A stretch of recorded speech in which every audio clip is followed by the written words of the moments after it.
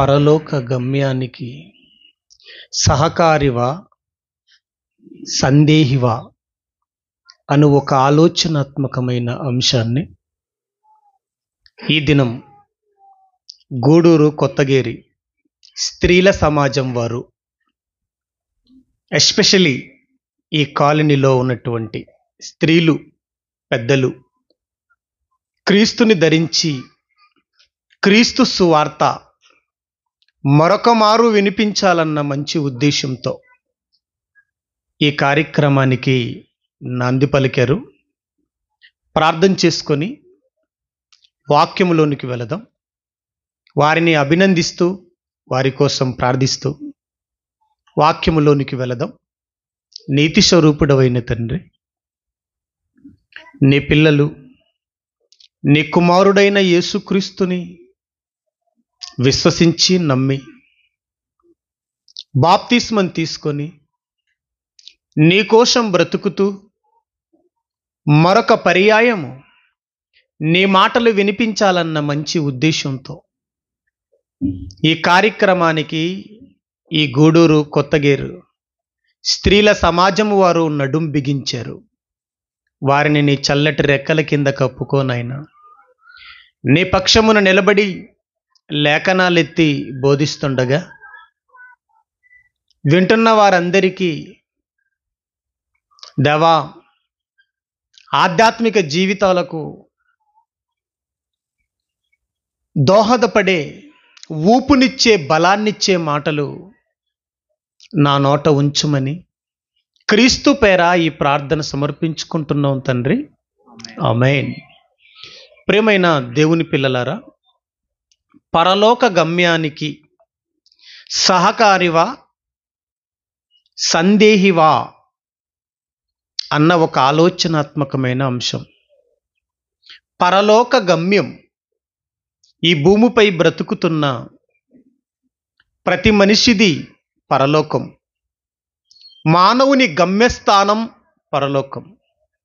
ఈ లోకం యాత్ర, ఈ లోకం అశాశ్వతమైన లోకం. కొంతకాలం శరీరములో ఉండి విడిచిపెట్టి వెళ్ళిపోయే లోకమిది. ఇది అశాశ్వతమైనది, ఇది తాత్కాలికమైనది. కొంతకాలం ఉండి వెళ్ళిపోవలసినటువంటి విడిచిపెట్టిపోవలసినటువంటి లోకమిది. మనమొచ్చిన లోకం పరలోకం. మన తండ్రి పరలోకమందున్నాడు. మన గమ్యస్థానం పరలోకం. బాప్తిస్మం తీసుకున్న తరువాత, దేవుడిని నమ్మి బాప్తిస్మం తీసుకున్న తరువాత స్త్రీలు కానీ పురుషులు కానీ పెద్దవాళ్ళు కానీ చిన్నవాళ్ళు కానీ ఎవరైనా ఏం చెయ్యాలి, ఎలా ఉండాలి అని ఖచ్చితంగా తెలుసుకోవాలండి. ఇవాళ ఎందరో బాప్తిస్మం తీసుకున్నారు, ఆదివారం మందిరానికి వెళ్తున్నారు, మిగతా రోజులు బుధవారం శుక్రవారం మందిరాలకు వెళ్తారు. పాటలు వస్తే పాటలు పాడతారు, రాకపోతే వాక్యం వింటారు, కానుక వేసి ప్రార్థన చేసుకొని 4 మాటలు విని అయ్యగారి ఆశీర్వాదంతో తిరిగి ఇండ్లకు చేరుకుంటున్నారు. కానీ దేవుడిని నమ్మిన తరువాత, బాప్తిస్మం తీసుకున్న తరువాత దేవుడు ఒక బాధ్యత ఇచ్చాడు అన్న విషయం కొందరు ఎరుగక, కొందరు కాదు ఎక్కువ మంది ఎరుగక దేవుడికి దుఃఖాన్ని మిగిలించేవారు ప్రపంచవ్యాప్తంగా ఉన్నారు. ప్రియులారా, క్రైస్తవుడు అంటే, క్రైస్తవురాలు అంటే చాలా గొప్ప బాధ్యత భుజస్కంధాల మీద వేసుకుంది. అది అర్థం కావట్లేదు. నిమ్మకు నీరెక్కినట్టుగా, కప్పను మింగిన పాములా, బాధ్యత మరిచిన తండ్రిలా ఈ భూమి మీద క్రైస్తవులు బతుకుతున్నారు. ఏమండి, యేసు లోకరక్షకుడు అని మనం నమ్మాం కదా, యేసు దేవుని కుమారుడు అని మనం విశ్వసించాం కదా, దేవుని దగ్గర నుంచి ఈ లోకానికి వచ్చాడని మనం నమ్మాం కదా. మన లోకం పరలోకమని, మన గమ్యం పరలోకమని, మన తండ్రి దేవుడని మన తండ్రి దేవలోకములో ఉన్నాడు అని మనము ఎరుగుదుము కదా. ఎరిగిన మనం ఈ భూమి మీద మారుమనసు పొందాం, విశ్వసించాం, బాప్తిస్మం తీసుకున్నాం, క్రైస్తవులుగా దేవుని పిల్లలుగా పిలువబడుతున్నాం. అయితే మన బాధ్యత ఏంటి? ఆ నమ్మకం ఉంది నీకు, దేవుడున్నాడని నమ్ముతున్నావు, పరలోకం ఉందని నమ్ముతున్నావు, అది నీ గమ్యమని నీకు అర్థమైంది. మరి ఎందరో ఎరుగని వారు ఉన్నారు కదా, మరి వాళ్ళకి ఎవరు చెప్పాలి? ఎవరిది ఆ బాధ్యత? ప్రకటించే యేసే పరలోకానికి వెళ్ళిపోయాడే నీకు స్థలాలు సిద్ధపరచటానికి. నీ పాప భారం ఆయన భుజాన ఎత్తుకున్నాడు. నీకు స్థలాలు సిద్ధపరిచే బాధ్యత ఆయన భుజస్కంధాల మీద స్వర్గములో వేసుకొని కష్టపడుతున్నాడు. మరి సువార్త భారం ఎవరు భుజాన పెట్టాడు చెప్పండి? క్రీస్తుని ధరించి క్రీస్తుని నమ్మిన వారందరి భుజస్కంధాల మీద పెట్టాడు కదా సువార్త భారం. పాప భారం యేసు భుజం మీద మోసుకున్నాడు, సువార్త భారం మన భుజస్కంధాల మీద పెట్టాడు. అందుకే దేవుడిని నమ్మిన తర్వాత ఏం చెయ్యాలని బైబిల్లో దేవుడు రాయించాడో అది చదవండి. ఇప్పుడు చదువుదాం. తీతుకు రాసిన పత్రిక పౌలు గారు 3వ అధ్యాయము 8వ వచనాన్ని చదువుదాం.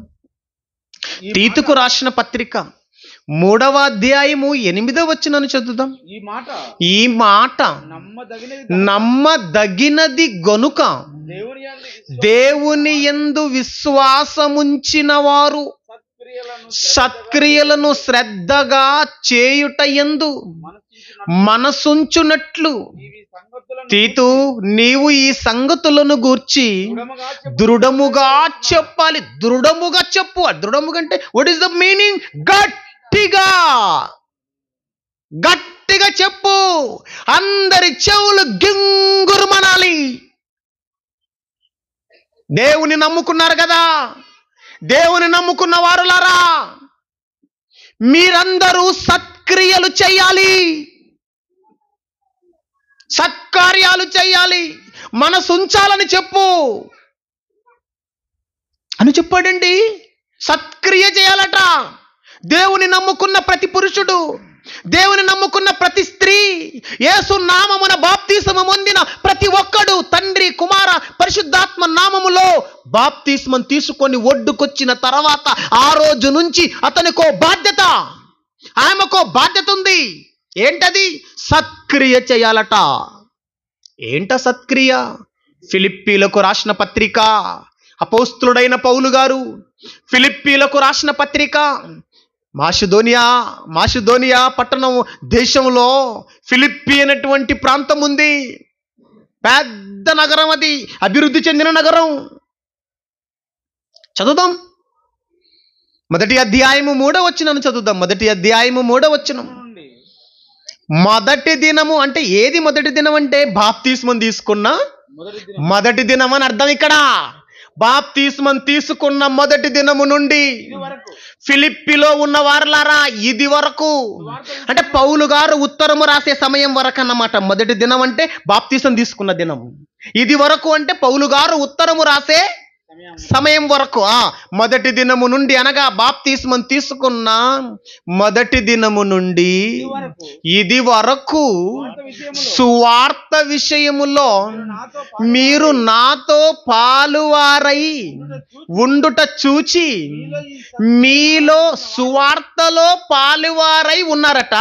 ఆ సువార్తలో పాలువారై ఉన్న వారిని ఏ క్రియ చేస్తున్నారని చెప్తున్నాడు పక్కన. సత్క్రియ. సత్క్రియ అంటే అర్థం ఏంటి? సువార్తలో పాల్గొనటం.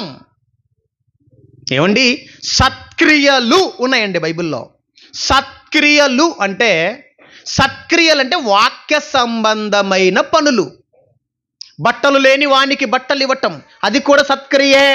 ఆహారము లేని వానికి ఆహారం పెట్టటం, అది సత్క్రియే. దప్పిగొన్న వానికి దాహం ఇవ్వటం, అది సత్క్రియే. అనారోగ్యంతో మంచం పట్టిన వాడికి వైద్యం ఇవ్వటం, అది సత్క్రియే. ఇవన్నీ సత్క్రియలు. కానీ ఈ సత్క్రియలలో ఉత్తమమైన సత్క్రియ ఒకటి ఉంది, గొప్ప సత్క్రియ ఒకటి ఉంది.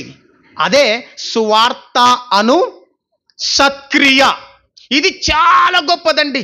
బట్టలు ఎవడైనా ఇస్తాడు, డబ్బు ఎవడైనా ఇస్తాడు, నీళ్ళు ఎవడైనా ఇస్తాడు, ఆహారం ఎవరైనా పెడతారు, అది గొప్ప కాదు. అవి చాలా చిన్నవి. మళ్ళీ చెప్తున్నాను, సత్క్రియ అంటే సువార్త ప్రకటించే ఈ క్రియ దగ్గర ప్రపంచములో ఏ క్రియ అయినా అవి గోటు లాంటివి, గోరంతటివి, కొండంతటి క్రియ ఏది? సువార్త అను సత్క్రియ. మళ్ళీ చెప్తున్నాను, అన్యజనులు కూడా కొన్ని సత్క్రియలు చేస్తారండి. అన్నదానం, చలివేంద్రాలు, వస్త్రదానం, వైద్యదానం, విద్యదానం, రక్తదానం మొదలగునవి ఎన్నో చేస్తుంటారు కదా. అయితే మన నీతి అన్యజనులకు మించిపోవాలి. మన నీతి, మన క్రియలు ఆకాశం అంతా ఎత్తికెదగాలి. ఏంటది అంటే సువార్త. సువార్త అనేటువంటి సత్క్రియ బాప్తిస్మములో స్నానం చేసిన ప్రతి ఒక్కరూ చెయ్యాలట. సువార్త ప్రకటించాలట. ఏ సువార్త ప్రకటించకపోతే లోకం మారదా? మారదు. సువార్త మనమంతా ప్రకటించకపోతే లోకములో కోట్ల మంది నిరంతరము బగబగా మండిపోయే మంటలలోనికి వెళ్ళిపోతారయ్యా. చదవండి బైబిల్లో, సువార్త ప్రకటించకపోతే ప్రపంచానికి మార్పు రాదు. రోమపత్రిక 10వ అధ్యాయము 14వ వచనం, రోమపత్రిక 10వ అధ్యాయము 14వ వచనం చదవండి. 10వ అధ్యాయము 14వ వచనము, వారు విశ్వసింపని వారికి ఎట్లు ప్రార్థన చేయుదురు? అన్యజనులు బయట ఉన్నారు కదా, యేసుక్రీస్తుని నమ్మని వారు ఎందరో, సృష్టే దేవుడని మోసపోతున్న ఎందరో ఉన్నారు కదండి. సూర్యుడే దేవుడని, చంద్రుడే దేవుడని, భూమే దేవుడని, త్రాగుతున్న నీరే దేవుడని, పంచభూతాలే దేవుడని మోసపోతున్న ఎందరో దేవుడిని ఎరగక దేవుని గర్భములో నుండి లోకానికి వచ్చాము. ఆ లోకానికి వెళ్ళాలి అంటే ఏసే దిక్కు, ఏసే మార్గం అన్న నిజం అన్యులకు ఎరుగక ఎందరో మోసపోతున్నారు కదా. వాళ్ళు ప్రార్థన చేయాలి దేవుడికి. వాళ్ళు నిజమైన దేవుడికి వాళ్ళు ప్రార్థన చెయ్యాలి అంటే వారు ఎట్లు ప్రార్థన చేయుదురు? వినని వానికి ఎట్లు విశ్వసించుదురు? వినని వాడు ఎట్లు విశ్వాసం ఉంచుతాడు చెప్పండి? వినని వాడు విశ్వాసం ఉంచుతాడా చెప్పండి? ప్రపంచ మార్పు కోసం ప్రార్థన చేస్తాము రండి అని సేవకులు కూడా మందిరాల్లో ప్రార్థనలు చేస్తున్నారండి. మిమ్మల్ని అడుగుతున్నాను, పాపులు మారాలంటే ప్రార్థన చేస్తే మారుతారా? చెప్పాలి. సువార్త ప్రకటిస్తే మారుతారా? చెప్పాలి మీరు నాకు. మళ్ళీ చెప్తున్నాను, రోగి బాగవ్వాలంటే మెడిసిన్ పెడితే మారుతారా? ప్రార్థన చేస్తే మారుతాడా? ఈ కాలంలో మెడిసిన్ పెడితే రోగం తగ్గిపోద్ది. ప్రకటిస్తే, మెడిసిన్ పెడితే బాగుపడతారు, ప్రకటిస్తే మారిపోతారు. అర్థమైందా? ప్రకటించాలి సువార్త. చదవండి పక్కన, ప్రకటించువాడు లేకుండా వారు ఎట్లు విందురు? ప్రకటించువారు పంపబడిన ఎడల ఎట్లు ప్రకటించుదురు? ఇందు విషయమై ఉత్తమమైన వాటిని గూర్చి సువార్త ప్రకటించు వారి పాదములు ఎంతో సుందరములు. వాట్ ఏ వండర్ఫుల్ వర్డ్ అంటే. ఎవరి పాదాలు సుందరమైన ఎట? ఐశ్వర్యరాయి పాదాలు సుందరమైనవి కావు. ప్రపంచ సుందరి ఆమె పాదాలు సుందరవి కావు. ప్రపంచ సుందరుడు ఆయన పాదాలు సుందరమైనవి కావు. ఎవరి పాదాలు సుందరమైన ఎట? సువార్త ప్రకటించే పాదాలు సుందరమైనవి. ఏమండి, సువార్త ప్రకటించాలట. ఎవరు? దేవుణ్ణి నమ్మిన ప్రతి ఒక్కరు. పరలోకం ఉందని మీకు తెలుసు కదా, పరలోకం ఉందని మనకు తెలుసు కదా. పరలోకమే మన గమ్యస్థానం అని మనకు తెలిసింది కదా. మరి సమాజానికి చెప్పాలి కదా, అందుకే పెట్టాం టైటిల్, పరలోక గమ్యానికి సహకారివా సందేహివా. ఇంకా పరలోకం ఉందా లేదా, ఉందో లేదో అని సందేహంలో ఉన్నావా? సందేహం లేదా నీకు? సందేహం లేదా? సందేహం లేకపోతే దేవుడు ఉన్నాడని నమ్ముతున్నావు. పరలోకం ఉందని నమ్ముతున్నావు. పరలోకమే నీ గమ్యస్థానం, ప్రపంచ ప్రజల గమ్యస్థానం అని నీకు అర్థమైంది. నమ్మినట్లయితే సహకారిగా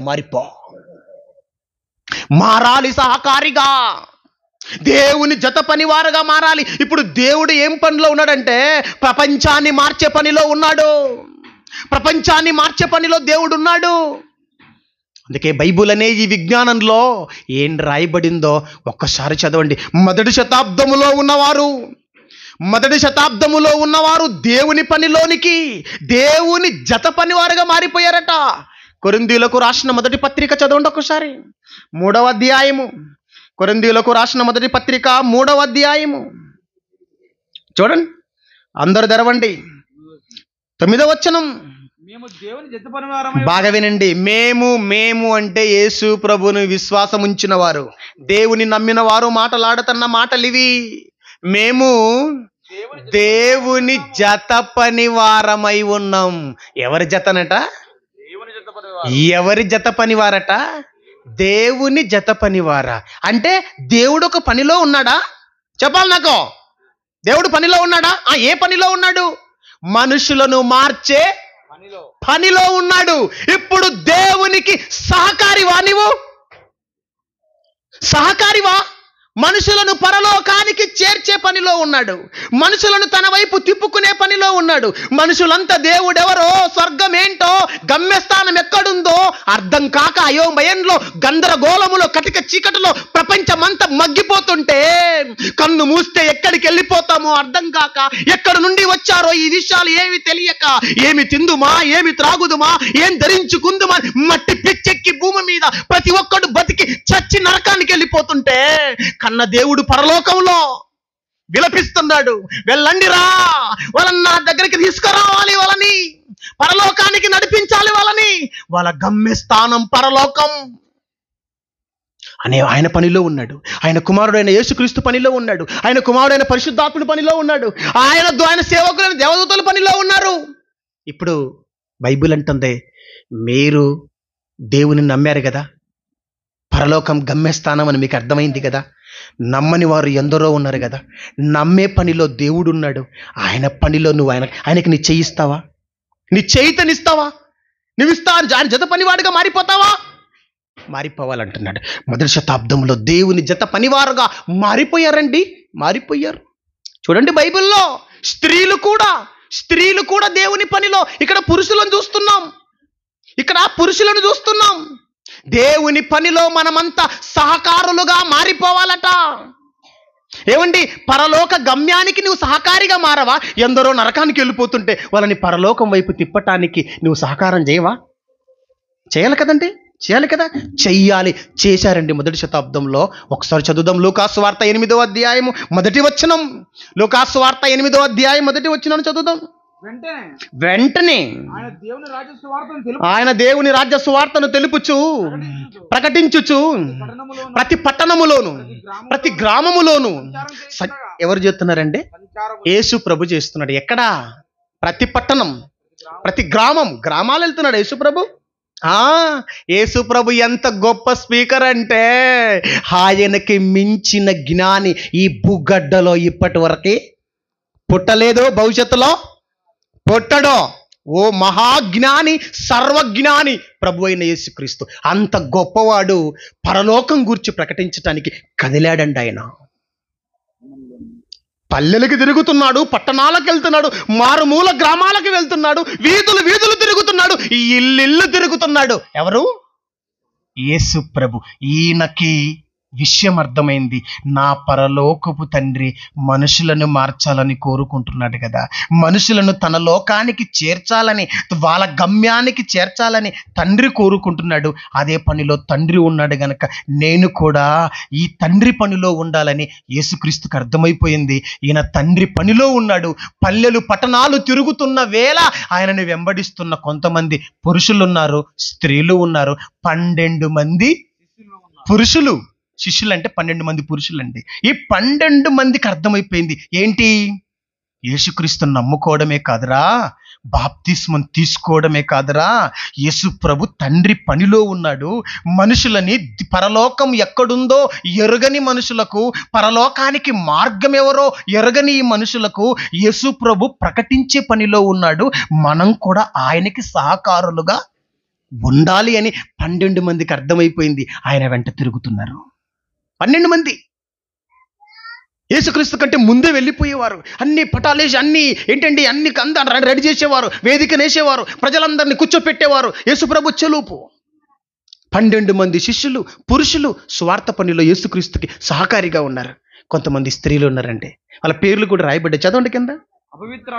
అపవిత్ర ఆత్మలను, 2వ వచనం, అపవిత్ర ఆత్మలను, వ్యాధులను పోగొట్టుకొనబడిన కొందరు స్త్రీలను, అనగా 7 దయ్యములు వదిలిపోయిన మగ్దలేననే అనబడిన మరియయు, హేరోదియ యొక్క గృహ నిర్వాహకుడు యొగు కూజాక్ భార్యయగు యోహన్నాయు, సుసన్నాయు ఆయనతో కూడా ఉండిరి. ఇక్కడ వినండి జాగ్రత్తగా, ఇక్కడ వినండి. వీరు ఇతరులు అనేకులు, కొంతమంది మాత్రమే, కొంతమంది నేమ్స్ మాత్రమే మెన్షన్ చేశాడు ఇక్కడ, కానీ ఇంకా అనేకులు ఉన్నారట యేసు ప్రభు వెనకాల సహకారులుగా. వీరును ఇతరులు అనేకులను తమకు కలిగిన ఆస్తితో వారికని దగ్గర పక్కనేముంది? ఆయనకు అన్నట్టు వచ్చాడు. అక్కడ పుట్టినట్లేముంది? ఆయనకు ఉపచారం, సాకారం, పరిచర్య. ఏమండి, మగ్దలేని మరియ అంటే ధనవంతురాలు, మీకు తెలియాలి. యేసుక్రీస్తుని వెంబడించిన స్త్రీలలో చాలా ఉంది. మార్కు గారి తల్లి కూడా ఉంది కదండి. ఈ మరియమ్మ కూడా యెరూషలేములో పెద్ద మేడగది ఆమెకుంది, మీకు తెలుసు. కనుక పెద్ద పెద్ద ఇండ్లు కలిగిన వారు ఉన్నారు. మంచి మంచి రిచ్ పర్సన్స్ ఉన్నారండి బైబిల్లో. కొంతమంది యేసు ప్రభుని వెంబడిస్తున్నారు. స్త్రీలలో ఉన్నారు, పురుషులలో కూడా. మత్తయ్య గారు ఎంప్లాయ్ అండి. మత్తయ్య గారు మీకు తెలుసో లేదో. లూకా గారు డాక్టర్ అండి, కానీ పౌలు కాలంలో ఉన్నాడు అండి లూకా గారు. బాగా వినండి, మీకు అర్థం కనుక చెప్తున్నాను. ప్రియమైన దేవుని పిల్లలారా, ఇలా ఎందరో యేసు ప్రభుకి ఏం చేస్తున్నారు? సహకారం. చెప్పండి గట్టిగా, ఏం చేస్తున్నారు? ప్రభువా, మేము ప్రకటించలేకపోతున్నాం, నువ్వు ప్రకటిస్తున్నావు అయ్యా. మా దగ్గర ఆస్తి ఉంది, మా ఆస్తులు అమ్ముతామయ్యా. ఎందరో ఆత్మలు నశించిపోతున్నారు, మా ఆస్తులు పెడతాం అని యేసు ప్రభుకి సహకారం చేయుతనిస్తున్నారట.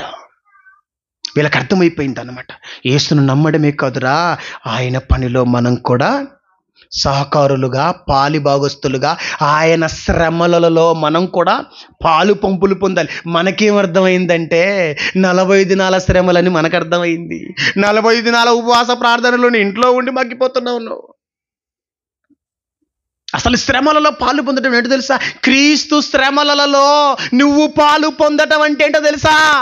నశించిపోతున్న ఆత్మల కోసం నువ్వు సహకారం అందించటం, దాన్ని క్రీస్తు శ్రమల్లో పాలు పొందటం అంటారనమాట. ఇప్పుడు మీకు బాగా అర్థమైంది. వినండి ప్రియమైన దేవుని పిల్లలారా, యేసుక్రీస్తు కాలములో సువార్త సహకారులుగా పురుషులున్నారు, స్త్రీలు ఉన్నారు.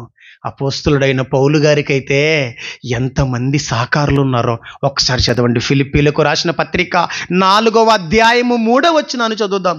ఫిలిప్పీలకు రాసిన పత్రిక 4వ అధ్యాయము 3వ వచనము.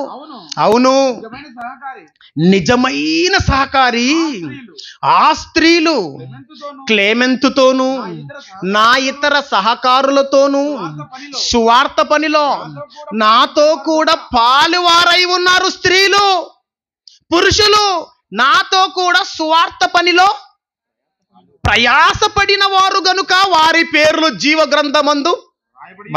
అద్భుతం అండి. మళ్ళీ చెప్తున్నాను, జీవ గ్రంథమందు ఎవరి పేరు రాయబడుతుంది తెలుసా? ప్రకటనలో మీకు తెలుసు కదా, 20వ అధ్యాయం 15వ వచనంలో ఉంటది, ఎవని పేరైనను జీవ గ్రంథమందు వ్రాయబడినట్టు కనబడని ఎడల వాడు అగ్ని గుండములో పడవేయబడును అని రాయబడింది. జీవ గ్రంథములో ఎవరి పేరు కనబడుతుందయ్యా అంటే, బాప్తిస్మం తీసుకున్నంత మాత్రాన ఉంటదనుకుంటే నీ అవివేకం. బాప్తిస్మం తీసుకున్నంత మాత్రాన ఆదివారానికి ఒక్కసారి 4 గోడల మధ్య తెల్ల డ్రెస్ వేసుకొని నల్ల కవర్ బైబిల్ పట్టుకొని భజన చేసినంత మాత్రాన నా పేరు పరలోకములో ఉంటదనుకుంటే నీ మూర్ఖత్వం. నీ పేరు పరలోకములో రాయబడాలి అంటే, జీవ గ్రంథములో నీ పేరు రాయబడాలి అంటే, ఏమండి, పని చేయని వాడికి మీ ఊర్లో ఏ యజమాని జీతం ఇస్తాడా? పని చేయని వానికి ఎవరికైనా కూలిస్తాడా? ఏ ప్రభుత్వమైనా, ఏమండి, ఏ ప్రభుత్వమైనా పని చేయని ప్రభుత్వ ఉద్యోగులకి జీతం ఇస్తుందా? చెప్పాలి నాకు. ఇవ్వదు. ప్రభు కూడా ఇవ్వడు. ఇది మీకు తెలియాలి లాజిక్. అందుకే చెప్పాడు, వాని వాని క్రియల చొప్పున సిద్ధపరిచిన జీతము నా దగ్గర ఉంది, వస్తా అన్నాడు యేసు ప్రభు. జాగ్రత్త ఉండండి అన్నాడు, కాసుకోండి అన్నాడు. అంతే. మీ క్రియలను బట్టి పక్షపాతం ఉండదు, ఎవని క్రియలను బట్టి వారికి తీర్పు, వారికి జీతం అన్నాడంతే. దేవుని పిల్లలారా ఆలోచించండి, మేధావులుగా ఆలోచించండి. ఇక్కడ ఏం కనబడుతుంది మనకి? అనేక మంది స్త్రీలు పౌలు గారికి సువార్తలో, పౌలు గారు నువ్వు సువార్త ప్రకటిస్తున్నావు కదయ్యా, అయ్యా మా కాలింట్లో పెట్టాలయ్యా సువార్త, మా ఊరిలో చెప్పాలయ్యా సువార్త, మా ఇంట్లో చెప్పాలయ్యా సువార్త, మా వీధిలో చెప్పాలయ్యా సువార్త అని స్త్రీలట పౌలు గారిని తీసుకుని వెళ్తున్నారట. రోజొక వీధికి సువార్త సభ. వండరండి ఆ కాలంలో. నేను ఈ గూడూరు కొత్త కాలిని అనగా కొత్త గేర్ని నేను మెచ్చుకుంటున్నాను. ఎందుకంటే స్త్రీలండి ఎంత మంచి మనసు అండి, ఎంత మంచి మనసు. వీళ్ళు నాకు అభిషేక్ అన్న గారు కాల్ చేశారు, అన్నయ్య స్త్రీల సమాజం వారు మా వీధిలో లేదా మా కొత్త గేరులో సువార్త వినిపించాలని వాళ్ళు నిర్ణయించుకున్నారన్న, మీరు నాకు డేట్ ఇవ్వండి అన్నాడు. నా మనసు కదిలిపోయిందండి. స్త్రీలా? అవును స్త్రీలే. ఆశ్చర్యపోయాను నేను. ఇదే ఈ విధంగానే నాకు ఇంకొక ప్రాంతంలో కనపడ్డారు. నాకు తొలిషాపురం అనేటువంటి గ్రామం తెలుసు కదా మీకు?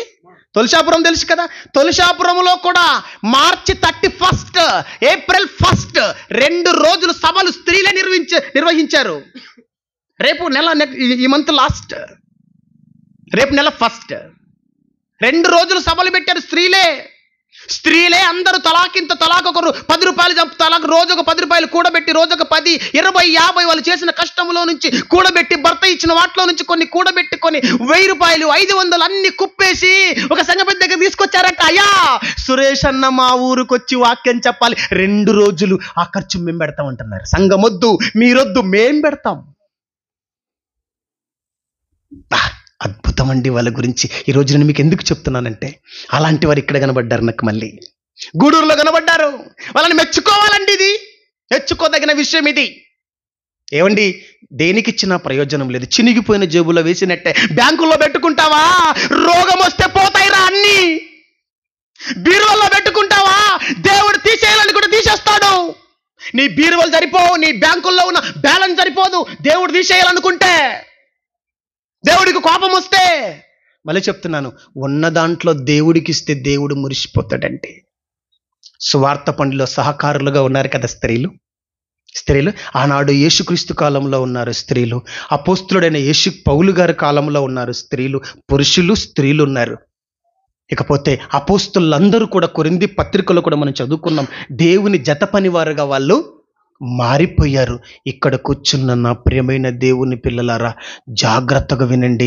ఇదిగో మనమంతా ఈ రోజు నుంచి సహాయం మీరు చేయాలనుకుంటున్నారా? సహాయం చేయాలనుకుంటే కొంతమందికి తెలియదండి. కోట్లు ఉంటాయి కానీ ఎవరికి సహాయం చేయాలో, దేనికి సహాయం చేయాలో తెలియదండి. డబ్బు ఉంటుంది కానీ ఎక్కడ పెట్టుకోవాలో తెలియదు. సరుకు ఉంటుంది కానీ ఎలా అమ్ముకోవాలో తెలియదు. అన్నుంటాయి కానీ పెట్టుకునే విధానం తెలియకుంటుంది. ఎవరికి సహాయం చెయ్యాలో ఇప్పుడు చదవండి బైబిల్. క్రైస్తవురాలు సహాయం అంటూ చేస్తే, నీ డబ్బంటూ ఖర్చు పెడితే ఎవరికి పెట్టాలో రాయబడింది బైబిల్లో. చదవండి ఒకసారి. యోహాను గారు రాసిన 3వ పత్రిక, 8వ వచనము. యోహాను రాసిన 3వ పత్రిక 1వ అధ్యాయం ఉంటుందండి. 1 చాప్టర్, ఓన్లీ 1 చాప్టర్. ఓకే, మనము సత్యమునకు మనము గాయు. రహస్యం చెప్తున్నాను విను. ఈ ప్రపంచంలో నువ్వు సహాయం అంటూ చేస్తే ఎక్కువగా నీ పెట్టెలు ఓపెన్ చేయి, నీ బీరువాలో నుంచి బయటికి తీసుకురా, బ్యాంకులో నుంచి తీసుకురావాలి. నువ్వు సహాయం చేయాలి. చూసావా, దేనికోసం సహాయం చేయాలో చెప్తున్నాడు ఇక్కడ. చదవండి నాన్న. సత్యమునకు సహాయకులము అవునట్లు అట్టి వారికి, అంటే అక్కడ సువార్త ప్రకటించడానికి వచ్చారు. సువార్త ప్రకటిస్తున్న వారికి ఉపకారము చేయబద్దులమై ఉన్నాం. ఇప్పుడు చెప్పండి, దేనికి సహాయకులం కావాలి మనం? గట్టిగా, దేనికి సహాయం చేయాలి మనం? సత్యం అంటే వాక్యమును ఈ ప్రపంచానికి చెప్పించుటలో మన ఇంటి ముందున్న వాడికి ప్రకటించాలి, మన ఇంటి వెనక ఉన్నవాడికి చెప్పాలి, మన కాలింట్లో ఉన్నవారికి చెప్పాలి, పక్క కాలింట్లో ఉన్నవారికి చెప్పాలి. ఈ బాధ్యత మన భుజస్కంధాల మీద ఉంది. సహాయం చేయాలి. ఏమండి, వస్త్రం కోసం సహాయం చేయొచ్చు, అది చిన్నదే. తిండి కోసం సహాయం చేయాలి, అది మరి చిన్నదే. అన్ని సహాయాల కన్నా, అన్ని దానాల కన్నా వాక్య దానం, నీతి దానం మిన్నా గొప్పది. అందుకే సహాయం అంటూ చేస్తే సత్యం కోసం చేయాలట, వాక్యం వినిపించుట కోసం చేయాలంట. ఇంతకి మించింది మరొకటి లేదో అని బైబుల్ చెప్తుంది, నేను కాదు సుమా. అంటుకోవాలి, ఇది అంటుకోవాలి. గూడూరులో వీధిలో రగలాలి ఇది. ప్రతి స్త్రీ చైతన్యవంతురాలు కావాలి, ప్రతి పురుషుడు చైతన్యవంతుడు కావాలి. నువ్వు ప్రకటించలేవా? మేము ప్రకటిస్తాం, పెట్టండి, మేము మాట్లాడతాం వచ్చి. ఎందుకు మారరు? మనుషులను మార్చేది దేవుని మాటే. కొరడు గట్టిన కషాయి గుండెల్ని మార్చలేదా? శిలువ మీద ఉన్న బందిపోటు దొంగని మార్చలేదా? నరహంతకుడైన అపోస్తుడైన పౌలు గారిని సౌలుగా ఉన్నప్పుడు మార్చలేదా? ఆ అన్యాయస్తుడైన జక్కయ్యని మార్చలేదా దేవుని మాట? ఎక్కడో ఉదారంగు పొడి అమ్ముకుంటున్న ఒక తుయాతైర పట్టణస్తురాలైన లుదియమ్మని మార్చలేదా దేవుని మాట? చెరసాల నాయకుని మార్చలేదా దేవుని మాట? ఖైదీలను మార్చలేదా దేవుని మాట? పాట ఆలోచించండి. పాపాత్మురాలైన స్త్రీని మార్చలేదా? సమరయ స్త్రీని మార్చలేదా? మగ్దలేని మరియని మార్చలేదా? ఎంతమంది స్త్రీలు మారిపోయారు ఆలోచించండి. మార్చేది దేవుని మాట. అనుకోకండి వీళ్ళు మారరు అనుకోకండి. ఎలా అంటూనే టైం రావాలి, కానీ గుచ్చితే గుండె గుచ్చుకుంటుంది. దేవుని మాట సుత్తె వంటిది, దేవుని మాట అగ్ని వంటిది. బండని బద్దలు కొట్టే సుత్తె దేవుని మాట. అంటే ఎవని గుండె ఎప్పుడు ఎక్కడ బద్దలైపోతుందో తెలియదు. కాకపోతే వినబడాలి, కరెక్ట్గా చెప్పాలి, కరెక్ట్గా గురి పెట్టి గుండెని సూట్ చేసి కొడితే పేలిపోవాలి, అట్లే మారిపోవాలి. అలా పేతురు ప్రసంగించాడు. 3000 మంది హృదయములో పొడవబడి మేమేం చెయ్యాలయ్యా, మేము రక్షణ పొందుతామని ముందుకొచ్చారు. అలా మారిపోవాలంటే అలా మారిపోవాలి. ఒక చెరసాల నాయకుడు ముందుకొచ్చాడు, అలా రావాలి. ఇక్కడ కూర్చున్న ప్రియమైన దేవుని పిల్లలారా ఆలోచించండి. సువార్తకు సహకారులుగా మనమంతా చెప్పండి మారిపోవాలి. మరో మంచి విషయం చెప్తాను మీకు, జాగ్రత్తగా వినండి. సువార్తకి గనక మీరు బాగా సహకారం చేసి అలాగని దొంగల చేతుల్లో పెట్టకండి. నిజంగా చెప్పగలిగే సేవకులు ఎవరైతే ఉన్నారో వాళ్ళని గుర్తించి వాళ్ళ ద్వారా వినిపియండి. మీరు భాగ్యవంతులైపోతారు. ఓకే, మీరు ఈ భూమి మీద సత్యం కోసం సహాయకులుగా మారితే మీకు ఫలితం ఉంటుందండి. ఎంత ఫలితం ఉంటుందో ఒకసారి మీరు చూస్తారా? బైబిల్లో చదవండి, ఒకసారి చదవండి. కొరింథీయులకు రాసిన మొదటి పత్రిక 3వ అధ్యాయము 8వ వచనము. కొరింథీయులకు రాసిన మొదటి పత్రిక 3వ అధ్యాయము 8వ వచనము. నువ్వే గనక పరలోక గమ్యానికి సహకారిగా మారితే నీకున్న ధనము బలము దేవునికి ఉపయోగిస్తే ఏం జరుగుతుందో చెప్తున్నాడు, చదువుదాం. నాటువాడును నీళ్లు పోయివాడును ఒకటే, ప్రతివాడు, బాగా వినండి, ప్రతివాడు తాను చేసిన కష్టము కొలది జీతము పుచ్చుకొనును. ఎవరి చేత? దేవుని చేత, లేదా యేసుక్రీస్తు చేత జీతం పుచ్చుకుంటాం. ఎంత కష్టపడితే అంత జీతం. అందుకేనండి నేను ప్రతిరోజు సువార్త పనిలో ఉంటాను. ప్రతిరోజు మాట్లాడుతున్నా, ఇక్కడ మీకు వాక్యం వినిపిస్తున్న ఈ సేవకుడు ఆదివారం, బుధవారం, శుక్రవారం 3 గంటలు చెప్పి మిగతా 4 రోజులు పీకల నిండా తిని బెడ్ పరుపు మీద ఫ్యాన్ కింద పొర్లే పాస్టర్ కాదు నేను. ప్రతిరోజు ఆత్మల భారం కలిగి ఒక్కరినైనా మార్చాలి, నా ప్రభు ఈ ప్రజలు మారాలని మిట్ట మధ్యాహ్నం ఎర్ర ఎండలో గొల్గొతా కొండపై సిలువనెక్కి తన పవిత్ర రక్తాన్ని ఒలకపోశాడే. ఆ ప్రేమ వార్తని లోకానికి చాటి చెప్పే బాధ్యత మనకు అప్పగించాడు కదా. పరలోకములో 2000 సంవత్సరాల నుంచి ఈ రోజు వరకు పరలోకములో స్థలాలు సిద్ధపరుస్తున్నాడు కదా. నమ్మిన ఆయనకు నమ్మక ద్రోహం చేస్తావా నీవు? చెప్పాలి కదండి, మనం చెప్పాలి కదా. నాకు భార్య లేదా, నాకు పిల్లలు లేరా, నాకు భవిష్యత్తు అంటూ ఏవో సంపాదించుకోవాలని కోరికలు లేవా అనుకుంటున్నారా? లేదా, భార్య ఉంది, పిల్లలు ఉన్నారు, అన్నీ ఉన్నాయి, నా దేవునికి అప్పగించేశాను. నాయన, నా కుటుంబం బాధ్యత నీది, నీ పని నేను మోసుకుంటాను, నీ బాధ్యత నా భుజాల మీద పెట్టుకుంటా, నేను తిరుగుతాను నాయన అన్నాను. ఇక్కడ కూర్చున్న ప్రియమైన దేవుని పిల్లలారా, అలాగని అందరు నా వలే తిరగమని చెప్పట్లేదు. కనీసం మీరు సహకారులుగానే మారండి. సహకారులైన కనీసం ప్రకటించే వారికి సహకారం అందించండి.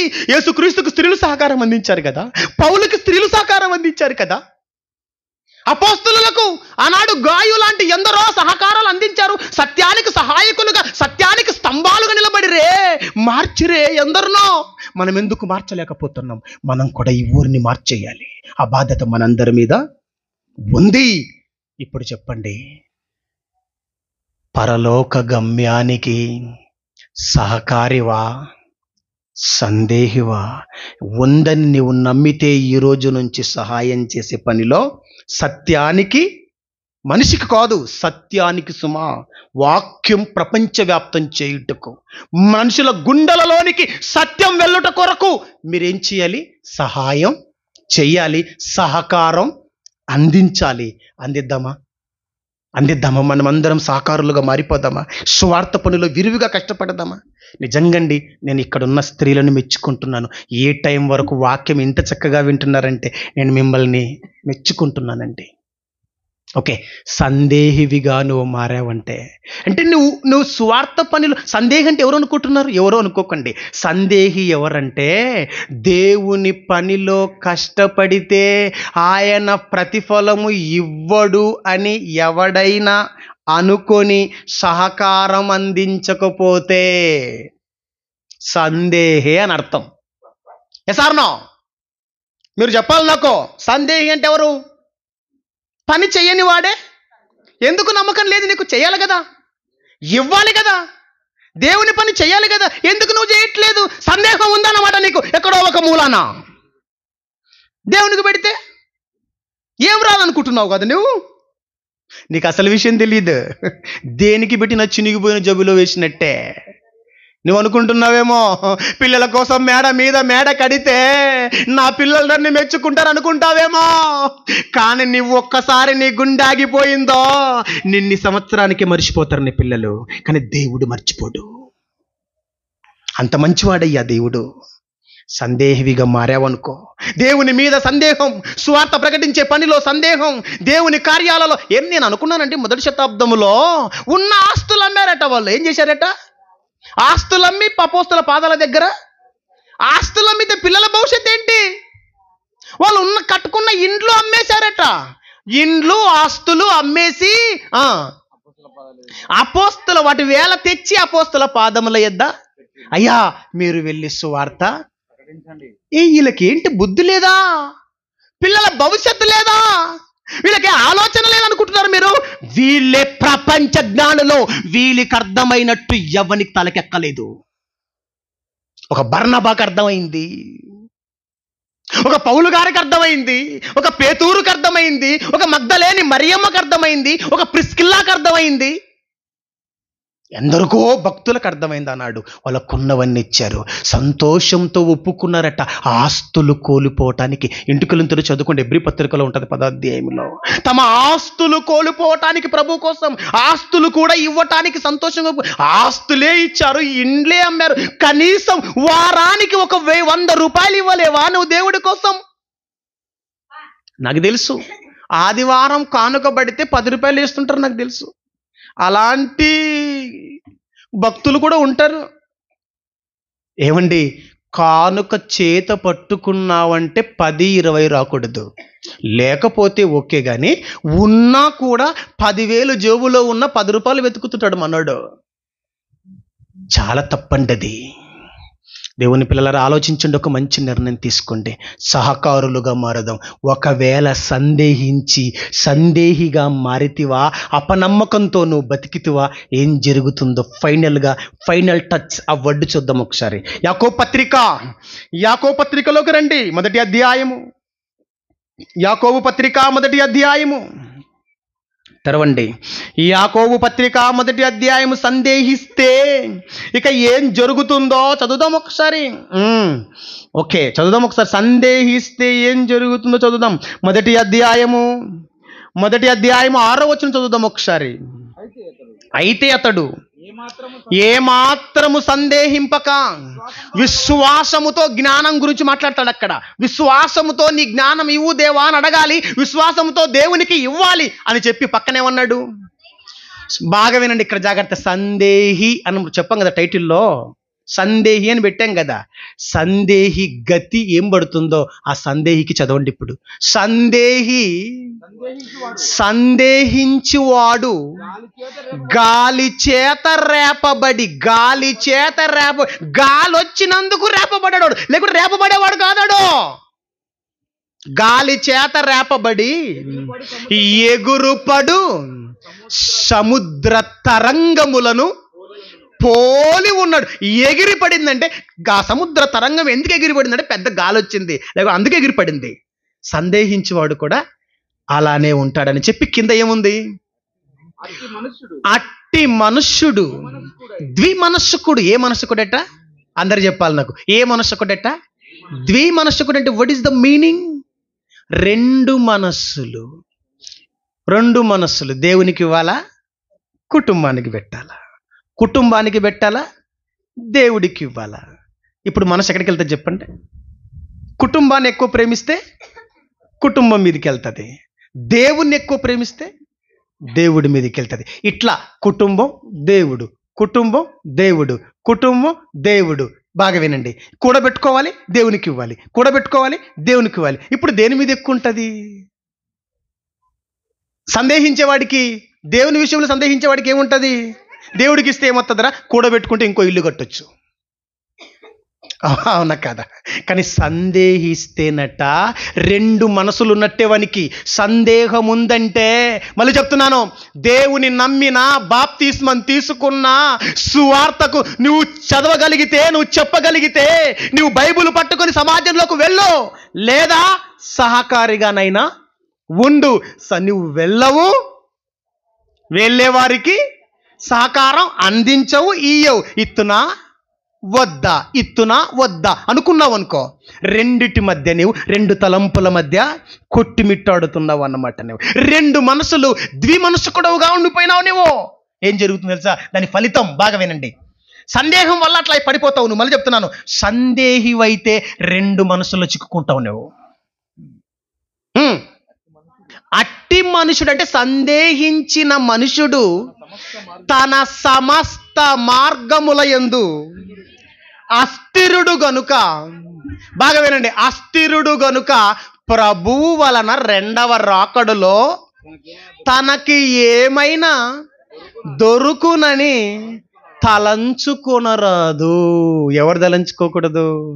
సందేహం ఉన్నవాడు రెండవ రాకడలో ప్రభు నాకు ఏమైనా ఇస్తాడా చెప్పండి, ఇస్తాడు అని అనుకోకూడదంటే. అసలు అంటే అర్థం ఏంటి? అనుకోకూడదంటే ఇవ్వడు నీకో. మళ్ళీ చెప్తున్నాను, సందేహం ఉన్నవాడికి ఫలం కాదు కదా, పరలోకమే లేదు. ఫైనల్గా మీకు లాజిక్ చెప్తాను. నాకు పరలోకము ఉంటుందంటారా? పోతానో పోనో అన్నావు అనుకో, నువ్వు పోవు నిజంగంటే. ఉండొద్దలా, నేను వెళ్తాను అనుకోవాలి నువ్వు, అంతే నమ్మకం. నేను వెళ్తాను, నా దేవుడు నన్ను తీసుకెళ్తాడు. ప్రగాఢంగా నిండు మనసుతో ఉండాలి. సందేహించావనుకో, నీకేమి దొరకదు. వట్టి చేతులతో అగ్నిగుండములో పడతావు. పరలోక గమ్యానికి సహకారివిగా నిలుస్తావా, సందేహిగా మారి మంటల్లో కాలుతావా? ఆలోచించి ఒక మంచి నిర్ణయం తీసుకోండి. బ్రతికితే ఆయన ఆయుష్నిస్తే, ప్రభు రాకడ ఆలస్యమైతే మరలా కలుసుకుందాం. చనిపోతే పరలోకంలో కలుసుకుందాం. నేను జాగ్రత్తగా ఉంటాను. నా ప్రభు జత పనివాడుగా నేను ఉంటాను. నా పిల్లలకి నేర్పుకుంటాను. మీరు ఉండండి, మీ పిల్లలకి నేర్పించండి. పరలోక గమ్యానికి మీరందరూ సహకారులుగా మారాలని మనస్ఫూర్తిగా తెలియచేస్తూ, మొదటి ప్రసంగములో దేవుని గణపరిస్తే ఆయన మనల్ని గణపరుస్తాడు అని మనం విన్నాం కదా. ఎంత చక్కటి సందేశం. దేవుని గణపరిచేవారుగా మారదాం, దేవుని పనికి ఇచ్చేవారుగా ఉందాం. మరచుటకు ఆయన అన్యాయస్తుడు. ఈరోజు మీరు సువార్త పనిలో స్త్రీలు వాళ్ళు కష్టపడిన వాటిలో నుంచి కొంత ఇచ్చారు కదా. ఈరోజు మీరు ఇచ్చి మర్చిపోతారేమో, కానీ రెండవ రాకడలో దీన్ని జ్ఞాపకం చేస్తాడు యేసుప్రభు. అమ్మా, ఆ రోజు నువ్వు సువార్తకి ఇచ్చావమ్మా, నా సత్యానికి సహాయకురాలుగా మారావమ్మా. రామ్మా, పరలోకం నీదే. ఇదిగో ఈ జీతం తీసుకో, ఈ ఫలం తీసుకో అని ప్రభు నిన్ను వేల కోట్ల మంది మనుషులలో, కోటాని కోట్ల దూతల సమూహముల మధ్య నిలవబెట్టి నిన్ను సన్మానించబోతున్నాడు. నిన్ను ఘన స్వాగతం స్వర్గానికి పలకబోతున్నాడు. అట్టి భాగ్యం నీ అందరికీ కలగాలని, నాకునో కలగాలని మనస్ఫూర్తిగా కోరుకుంటూ నా కోసం ప్రార్థించండి. మీకోసం ప్రార్థిస్తాను. కళ్ళు మూసుకోండి, ప్రార్థన చేస్తాను. జీవము గల మా తండ్రి, నీ పిల్లలు పెద్దలైన స్త్రీలు ఎంతోమంది, అలాగే అభిషేక్ గారు, నీ పిల్లలందరూ అభిషేక్ కుటుంబం, ఎంతోమంది స్త్రీల కుటుంబాలు అయినా నీ పిల్లలు ఎంత మంచి మాటలు వినిపించటానికి నడుం బిగించారు. ₹1000 ఖర్చు పెట్టారు. 10 గంటలు అవుతున్నా రాత్రినైనా నీ పిల్లలు చక్కగా నీ మాటలు వింటున్నారు. నీ పిల్లల్ని నీ రెక్కల కింద దాచుకోనైనా నీ పిల్లలకి సంపూర్ణ ఆయుష్, ఆరోగ్యం దయచేయి ప్రభు. ఆధ్యాత్మిక ఆశీర్వాదాలు దయచేయమని వేడుకుంటున్నాను. నీ పిల్లలకు ఫలాన్నిచ్చే తండ్రి, న్యాయవంతుడవునైనా నీవు, నీ పాదాలకు స్తుతి చెల్లిస్తున్నాను. ఇదిగో ఎంతోమంది పురుషులు, స్త్రీలు, పెద్ద మనుషులు కూడా కుర్చీల మీద కూర్చొని నీ మాటలు ఎంతో చక్కగా విన్నారు. కొంతమంది పెద్ద మనుషులు ఇండ్ల దగ్గరనే కూర్చొని కూడా విన్నారు నాయన. నీ పిల్లలు నిద్రలోకి వెళ్లకుండా నీ మాటలు విన్నారు. నీ పిల్లలందరినీ దేవా, గూడూరు, కొత్త కాలనీ, కొత్త గేరులో ఉన్న నీ పిల్లలందరినీ నీ చల్లటి రెక్కల కింద కప్పుకోనైనా ఈ గూడూరే దేవా వెలిగే భాగ్యాన్ని, మెలిగే భాగ్యాన్ని దయచేయమని గూడూరు స్త్రీలలో చైతన్యం లేపినందుకు స్తుతి చెల్లిస్తున్నాను. మరింత తండ్రి, నీ పిల్లల్ని రేపబడిన వారై ఇలాంటి అనేక వీధులలో గూడూరంతా చుట్టుముట్టే భాగ్యాన్ని దయచేయమని నీ పాదములు పట్టుకుని బ్రతిమలాడుతూ ఈ మాటలు వినిపించిన నీ పిల్లలను నీ చల్లటి రెక్కల కింద కప్పుకొనిమని, విన్న నీ పిల్లల్ని రేపుమని యేసు పవిత్ర నామాన్ని అడిగి వేడుకుంటున్నాం తండ్రి. ఆమేన్.